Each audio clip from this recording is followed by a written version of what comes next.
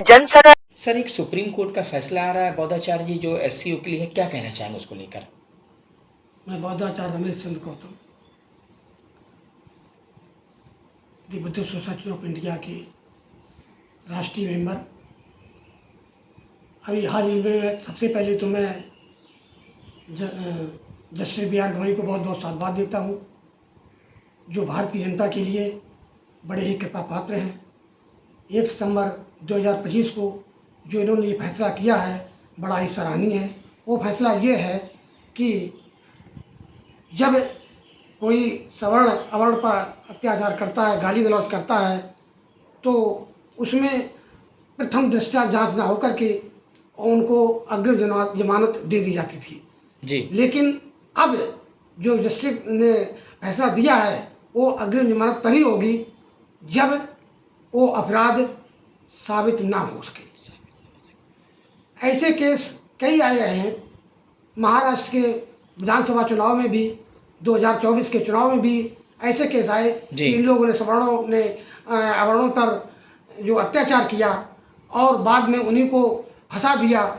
सही प्रथम दृष्टया जांच नहीं की गई और उस फैसले को में उन्होंने बिना उसके जांच के अग्रिम जमानत दे दी, परंतु जस्टिस गवई ने इस फैसले को पलट दिया।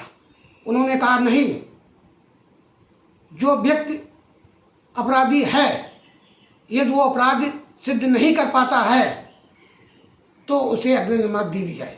यदि अपराध सिद्ध हो गया तो अग्रिम जमानत नहीं दी जाएगी।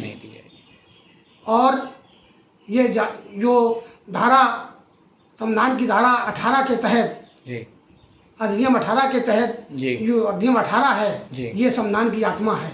इसमें साफ शब्दों में कहा गया है कि अग्रिम जमानत तभी होगी जब दोषी पर दोष ना बने।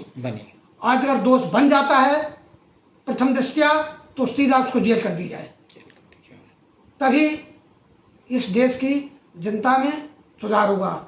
इसका मुख्य उद्देश्य ये रहा कि भोली भाली जनता, SC ST और अल्पसंख्यक लोगों के प्रति अत्याचार ना हो सके।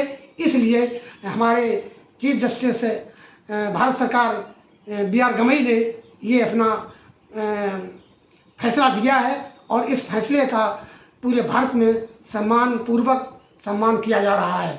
मैं चाहता हूँ ऐसे ही बी आर गवई जैसे लोग इस देश में रहें और वो संविधान की आत्मा को पहचानते हुए भारत की जनता के साथ न्याय करें, तभी इस देश की एकता और अखंडता कायम रह सकती है।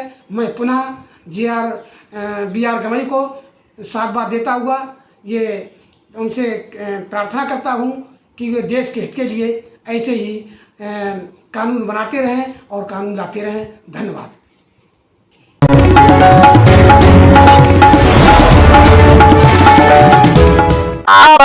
जनसंघ।